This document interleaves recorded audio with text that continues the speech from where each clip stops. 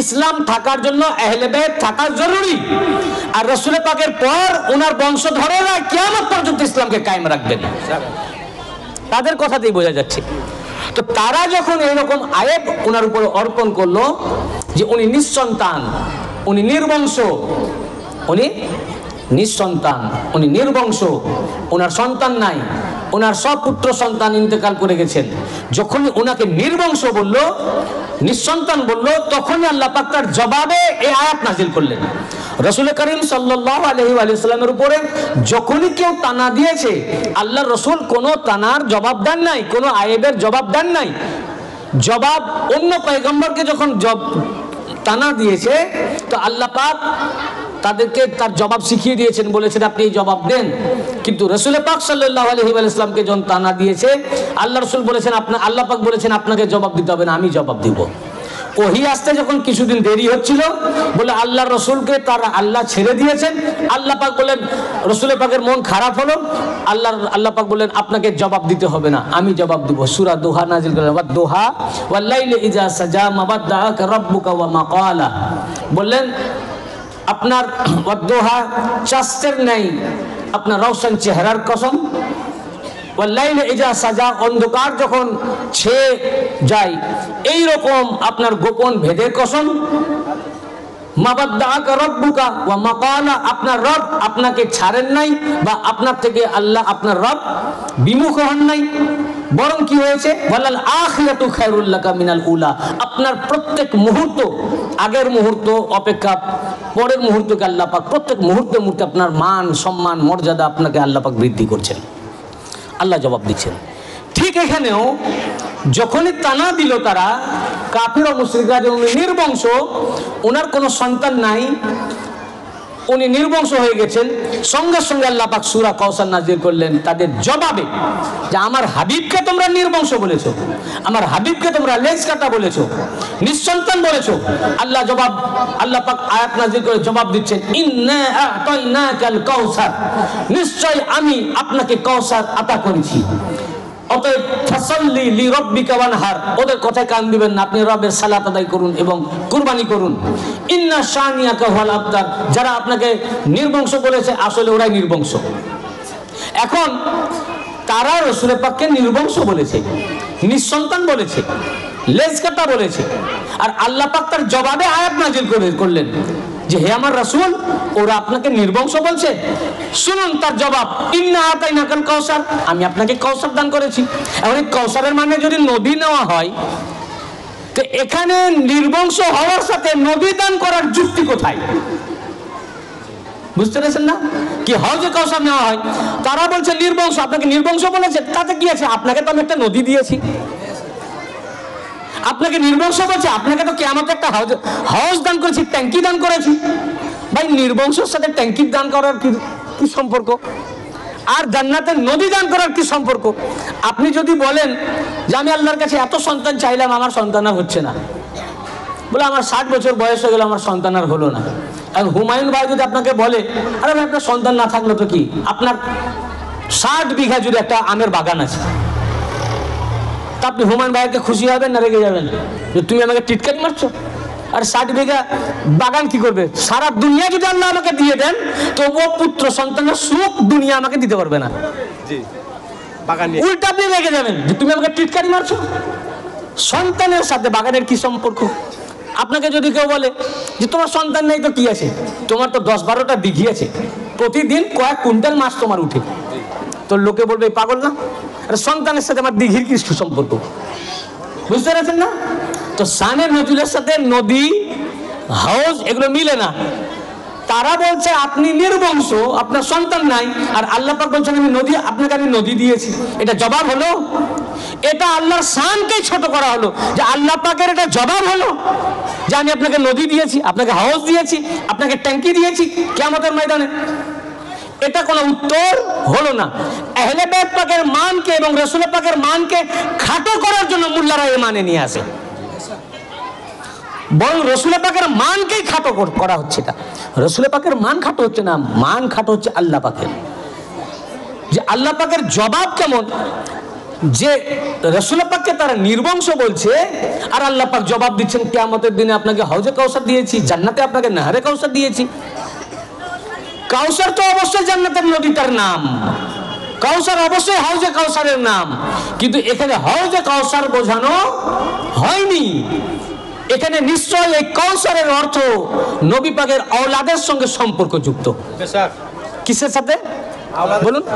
কেন নিঃসন্তান হওয়ার উপরে আয়াত নাজিল হয়েছে, অতএব সন্তানের সঙ্গে সম্পর্কযুক্ত এই আয়াতে কারিমা রয়েছে। কাউসারের সম্পর্ক সন্তানের সাথে সম্পর্কযুক্ত হবে, যেহেতু এর শানে নজুরি হচ্ছে সন্তান নিঃসন্তান হওয়াকে কেন্দ্র করে। বলুন, এই আয়াত পাঠটি নাজিল হওয়ার প্রেক্ষাপটই হচ্ছে নিঃসন্তান হওয়াকে কেন্দ্র করে। অতএব নিশ্চয়ই আল্লাহ তাআলা নিঃসন্তান না হওয়ার জবাব দিচ্ছেন। বুঝতে পারছেন না? নিশ্চয় আল্লাহ তাআলা নিঃসন্তান, ওরা নিঃসন্তান বলেছে, নির্বংশ বলেছে, তো আল্লাহ পাক নির্বংশ না হওয়ার জবাব দিচ্ছেন। অতএব কাউসার দ্বারা রাসূল পাক নির্বংশ নন, নিঃসন্তান নন, এটারই জবাব প্রতীয়মান হয়। এখন আমি তো আপনাদেরকে যুক্তি দিয়ে তখন বোঝালাম, আমরা এটা বোঝার জন্য যাব তাফসিরে। কোথায় যাব? তাফসিরে। আমি এখানে কয়েকটি তাফসির আপনাদের সামনে তুলে ধরবো। এই তাফসিরগুলো মৌলভী সাহেব আপনাদেরকে বলবে না, শুধু লম্বা দাড়ি নিয়ে চিৎকার করবে। কেন? এদের ভিতরে মূর্তি ঢুকে আছে, এদের ভিতরে ওইটা এখনো ঢুকে রয়েছে। যদিও তারা নামাজের মধ্যে আহলে বাইতের উপরে দরুদ পড়ে, কিন্তু ওরা চাইছে যে নবী পাক নিঃসন্তানই থাকেন, যার কারণে ওরা এ মানে তাফসিরের কিতাবের মধ্যে থাকার পরেও মৌলভী সাহেব এগুলো বলে না। দেখুন আমি আপনাদের শোনাচ্ছি। প্রথম তাফসির ইমাম রাজি রহমতুল্লাহ আলাইহি, ইমাম ফখরুদ্দিন রাজি রহমতুল্লাহ আলাইহি তার তাফসির আল কাবিরে, এটা 32টি খণ্ডে লেখা। কয়টা খণ্ড? 32টা খণ্ডে লেখা তাফসির আল কাবিরের। এটা 32তম খণ্ডের 124 পৃষ্ঠা। কত পৃষ্ঠা? 124 পৃষ্ঠার মধ্যে ইমাম ফখরুদ্দিন রাজি রহমতুল্লাহ আলাইহি এই আয়াতের তাফসিরে বলেন, ওয়া কাউলুস সালিস, তৃতীয় বক্তব্য হলো এই যে আল কাউসার আওলাদুহু, এখানে কাউসারের অর্থ হচ্ছে রাসূল পাক সাল্লাল্লাহু আলাইহি ওয়াসাল্লামের আওলাদ। ইমাম রাজি রহমতুল্লাহ আলাইহি বলছেন, তারপর কারণ বয়ান করছেন, শুনুন কেন। আল কাউসার আওলাদুহু, এখানে কাউসারের অর্থ হচ্ছে রাসূল পাক সাল্লাল্লাহু আলাইহি ওয়াসাল্লামের আওলাদ, আহলে বাইত পাক। ক্বালু লিআন্না হাযিহি সূরা ইন্নামা নাযালাত রাদ্দান আলা মান আবাহু আলাইহিস সালাম বিআদামিল আওলাদ, কারণ এই সূরাটি নাজিল হয়েছে ইন্নামা কালামে হাসার ব্যবহার করে এটাকে আরো শক্ত করে দিলেন ইমাম রাজি রহমতুল্লাহ আলাইহি, ইমাম ফখরুদ্দিন রাজি রহমতুল্লাহ আলাইহি বললেন এই সূরাটি কেবলমাত্র নাজিল হয়েছে দুশমনে রাসূল, যারা রাসূল পাক নিঃসন্তান হওয়ার ব্যাপারে ওনাকে আয়াত দান করেছিল, তার রাদ হিসাবে আল্লাহ এই সূরা নাজিল করেছেন। ইমাম রাজি রহমতুল্লাহ আলাইহি বলছেন যে রাসূল পাক সাল্লাল্লাহু আলাইহি ওয়াসাল্লাম নিঃসন্তান বলে যে তার উপরে আয়াত দান করেছিল, কেবলমাত্র এর রাদ হিসাবে, ইন্নামা শুধুমাত্র এর রাদ হিসাবে আল্লাহ পাক আয়াত নাজিল করে সূরা নাজিল করেছেন। এই কারণে যেহেতু উনি নিঃসন্তান হওয়ার রাদের উপরে সূরা নাজিল হয়েছে, অতএব কাউসার দ্বারা ওনার সন্তান সন্ততিকে বোঝানো হয়েছে। এরপরে তিনি বলছেন ফাল মানা আন্নাহু ইয়াতিহি নাসলান, অতএব এই আয়াতের মানে হলো যে রাসূল পাক সাল্লাল্লাহু আলাইহি ওয়া সাল্লামকে নাসল দান করা হয়েছে। নাসল মানে বংশ দান করা হয়েছে, তাকে আল্লাহ পাক নাসল দান করেছেন। এরপরে ইমাম রাজি বলছেন, দেখো ফানজুরু কাম কুতিলা মিন আহলিল বাইত সুম্মাল আলামু মুমতালিউম মিনহুম ওয়া লাম ইয়াবকা মিন বানি উমাইয়া ফিদ দুনিয়া আহাদ। বললেন এই আয়াত পাক দ্বারা আল্লাহ পাক রাসূল পাক সাল্লাল্লাহু আলাইহি ওয়া সাল্লামকে নাসল দান করেছেন। এরপর বলছেন অতঃপর তোমরা দেখো, সমস্ত মানব জাতিকে বলছেন ইমাম ফখরুদ্দিন রাহমাতুল্লাহ আলাইহি, ফানজুরু কাম কুতিলা মিন আহলিল বাইত, কত আহলে বাইতকে তারা কতল করে দিয়েছে তোমরা লক্ষ্য করো। ইমাম রাজি রহমতুল্লাহ আলাইহি বলছেন যে এরা কত আহলে বাইত পাককে শহীদ করে দিয়েছে ধরে ধরে। এমনকি কারবালায় শুধু ইমাম জাইনুল আবেদিন আলাইহিস সালাম ব্যতীত আর ইমাম হাসান আল মুসান্না আলাইহিস সালাম বড় ইমাম পাকের শাহজাদা, এই দুই শাহজাদা ব্যতীত যত শাহজাদা ছিলেন সবকে শহীদ করে দিয়েছে, কেউ বাকি ছিল না। এরপরেও সবকে শহীদ করে দেওয়ার পরেও বরং লাম ইয়াবকা মিন বনি উমাইয়া ফি দুনিয়া আহাদুন, বরং দুনিয়ার বুকে যে বনি উমাইয়ারা সমস্ত আহলে বাইত পাককে ধরে ধরে শহীদ করে দিয়েছে, শহীদ করে দেওয়ার পরেও আজ দুনিয়ার বুকে বনি উমাইয়ার একটা সন্তানও বেঁচে নাই। ইমাম রাজি রহমাতুল্লাহ আলাইহি বলছেন যারা শহীদ করলো সে বনু উমাইয়া, মুয়াবিয়া, আবু সুফিয়ান এই খানদানের একজনও বাকি নাই, অবশিষ্ট নাই। তারপরে বলছেন সুম্মানজুরু, তোমরা লক্ষ্য করো, দেখো কানা ফীহিম মিনাল আকাবিরি মিনাল উলামাই কাল বাকির ওয়াস সাদিক ওয়াল কাযিম ওয়ার রিদা আলাইহিমুস সালাম ওয়ান নাফসিজ যাকিয়্যাহ ওয়া আমসালিহিম।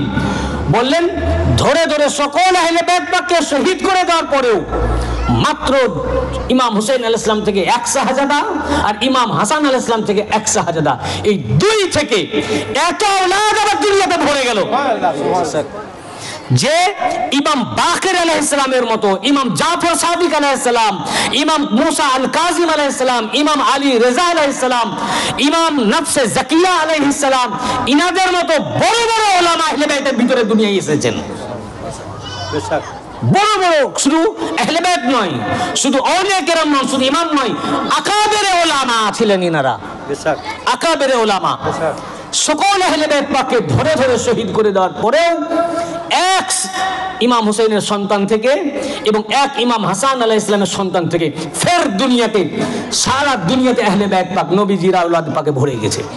কিন্তু যারা শহীদ করলো ইমাম ফখরুদ্দিন রাজি রহমাতুল্লাহ আলাইহি বলছেন সেই বনু উমাইয়াদের একজনও পৃথিবীতে বেঁচে নাই।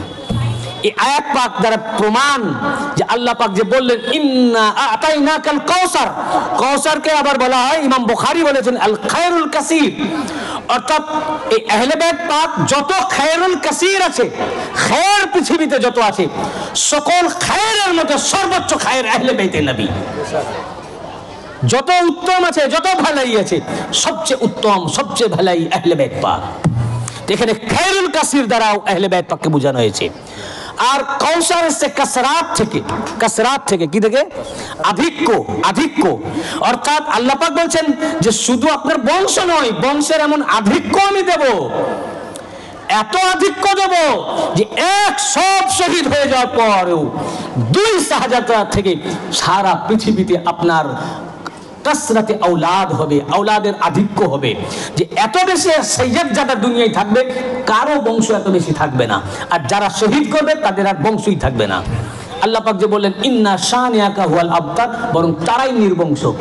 তো যারাই রাসূল পাককে নির্বংশ করতে চেয়েছিল আল্লাহ পাক সে বনু উমাইয়াকেই নির্বংশ করে দিয়েছেন। বললেন যে তারাই নির্বংশ, যারা উনাকে নির্বংশ করতে চেয়েছিল সবকে শহীদ করে দিয়ে, সব শাহজাদাকে, সব আওলাদকে শহীদ করে দিয়ে, যারা নবী পাককে নির্বংশ করতে চেয়েছিল যারা শহীদ করলো তারাই নির্বংশ হয়ে গেল। বললেন তাদের, বললেন ওয়াল্লাম ইয়াবকা মিন বনি উমাইয়া ফি দুনিয়া আহাদুন, দুনিয়াতে বনু উমাইয়ার একজন আর বাকি নাই, তারা নির্বংশ হয়ে গেল। বুঝতে পেরেছেন না? ফের এই আয়াতের তাফসীরে ইমাম বাইজাবি, তাফসীর আল বাইজাবিতে বেইরুত লেবানন প্রিন্ট পঞ্চম খণ্ডের 342 পৃষ্ঠার মধ্যে উল্লেখ করেছেন ওয়াকিলা আওলাদুহু। এখানে আল্লাহ পাক যে বলেছেন আমি তোমাকে আপনার হে আমার রাসূল আমি আপনাকে কাউসার আতা করেছি, তো এখানে কাউসার বলতে বলা হয়েছে তার আওলাদ আতা করেছেন। ইমাম বাইজাবিও বলেছেন। কটা তাফসীর হলো? 2 নাম্বার। এবারে আসুন ইমাম জালালউদ্দিন সিউতি, ইমাম সাবি রহমাতুল্লাহ আলাইহি তাফসীরে জালালাইনের হাসিয়া আস-সাবি 6ষ্ঠ খণ্ড পৃষ্ঠা নম্বর 2437 এর মধ্যে উল্লেখ করেছেন আন্নাহু যুররিয়াতুল কাসীরা আন্নাহু যুররিয়াতুল কাসীরাতুল মুবারাকা, আল্লাহ পাক বললেন যে আমি আপনাকে কাউসার দান করেছি, এর অর্থ নিশ্চয় আল্লাহ পাক তাকে পবিত্র যুররিয়াতের কাসরাত দান করেছেন। ইমাম সাদি রাহমাতুল্লাহ আলাইহি বলছেন যে এর অর্থ আল্লাহ পাক পবিত্র যুররিয়াতের আধিক্য দান করেছেন, কাসরাতের যুররিয়াত, বংশধর। বড় বড় আইম্মা ও মুফাসসিরিনে কেরাম এই কাউসারের অর্থ নিয়েছেন রাসূল পাকের আওলাদ আহলে বাইত পাক। এরপরে বলছেন ওয়াকাদ হাক্কাকাল্লাহু যালিক ফালা তাজিদ যুররিয়াতান লিআহাদিন মিনাল খালক মিসলা যুররিয়াতি মুস্তাফা সাল্লাল্লাহু আলাইহি ওয়া আলিহি ওয়াসাল্লাম ফিল কাসরা ওয়ালা ফিল বারাকাতি ইলা ইয়াউমিল কিয়ামাহ। বলে আল্লাহ পাক তাহকিক করে দিয়েছেন এই আয়াত পাক নাজিল করে। ইমাম সাবি রাহমাতুল্লাহ আলাইহি বলেন আল্লাহ পাক তাহকিক করে দিয়েছেন এই আয়াত কারিমা নাজিল করে যে যত আওলাদ ও যুররিয়াত ও নসল হযরত মুহাম্মদ মুস্তাফা সাল্লাল্লাহু আলাইহি ওয়াসাল্লামের কাসরাতের সাথে বৃদ্ধি আল্লাহ করেছেন, কায়নাতে কোন ইনসানের এত নসল বৃদ্ধি পায়নি। এটা আল্লাহ তাহকিক করে দিয়েছেন এই আয়াত, এই সূরা নাজিল করে দিয়ে।